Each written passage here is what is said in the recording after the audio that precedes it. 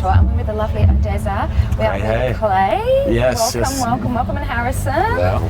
Now, how are you guys finding the Groovin The Moo tour so far? It's been a blast. You know, you can't complain. Play music for people that just love enjoying music. So, and you get to see a lot of cool areas.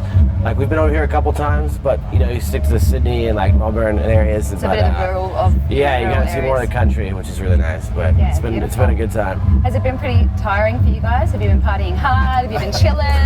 Well, I think the first run was kind of hard because we did 6 shows in a row. We did 3 metros in Sydney and then right to 3 urban. Yes. So yeah, that's hectic. A little hectic. That's huge. With your shows as well, I've noticed it's almost like your live scene has gotten bigger, like the way you play. Yeah. Tell us a bit about how that sort of developed for you.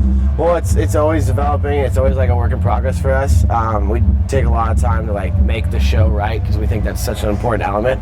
But this is the first time we've brought over our horn section and our guitar player. We've been touring that way in the U.S. for a bit now, but you know it's just so expensive bringing everyone over and whatnot. And it is the other side of the world, pretty much. It is far. But yeah, we have our basically like our full production. So we'll have an LED wall with the visual element, and then our live brass players, and then our guitar player. And so we're doing. And it's important for you guys to keep that sort of live, raw sound. Can you tell us why you've sort of chosen to keep that in your live shows as it's an addition? Yeah, I think part of it is it's more fun for us, but also because we kind of grew up loving that kind of music and seeing those kind of shows. And since we're from the Northwest, I think that's there's a lot of like acoustic singer-songwriter stuff. I think we just kind of want to incorporate that piece of what we love about music into our show. We want to put on you want to put on a show for people. It's always, it can be kind of disappointing when you go to somewhere and you didn't get what you wanted out of it. So we try to put as much into it as we possibly can. I mean, from what I can see, you guys are giving it, and the visuals are amazing. Some of the footage I've seen, and I know you work quite closely with some of your friends, maybe doing the visuals. Can you talk us through, firstly, maybe why they're so important to your live show? I know you've touched on that you want to give a full show, but it seems as though you do work really hard on those visuals. Is that important for you?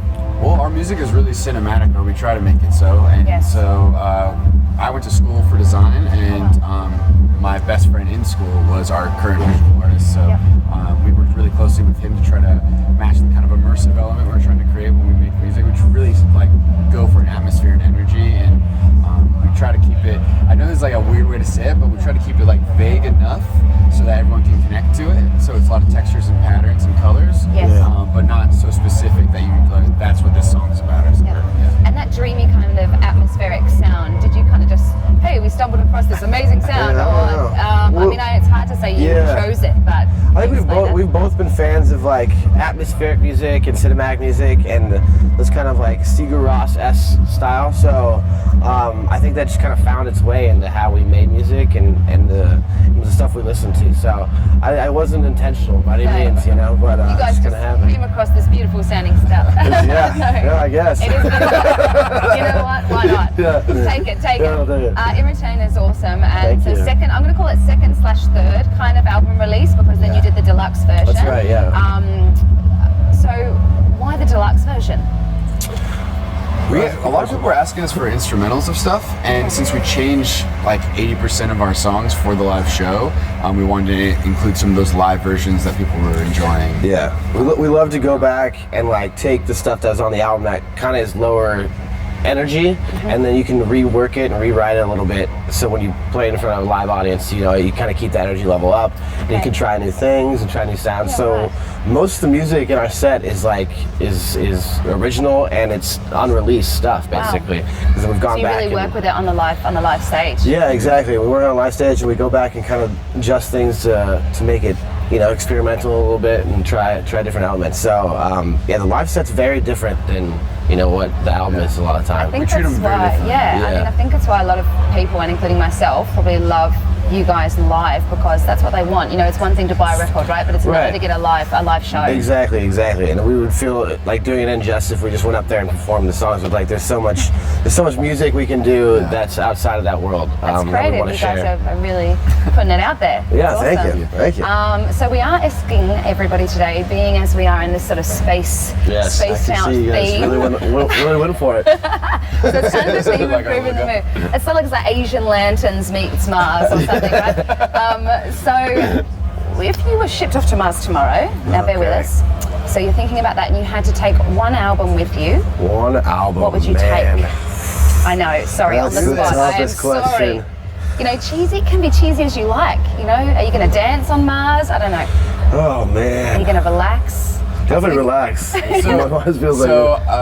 Whenever I'm on a flight and it's really early and there's like really bad turbulence and I just can't get comfortable, there's this one album really good one. Every single time, it's just Brazilian, like amazing happy music, and it's like from the 70s. It's called Forca Bruta by Jorge Ben Homer.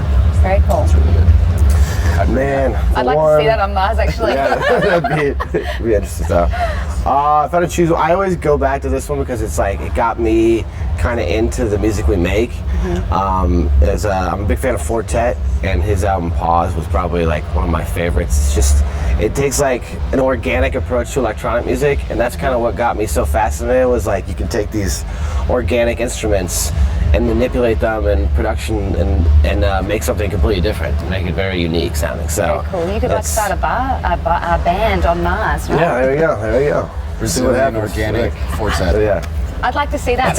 Maybe that'll be next. That's the Aussie influence that we started right here at Red Sky Music. You're in the band, so equal vote. I'll be the Brazilian dancer. There we go. Hey guys, thank you so much for chatting with us, and just enjoy being here in Australia and the rest of the day. Thank you. Thank you. Thanks.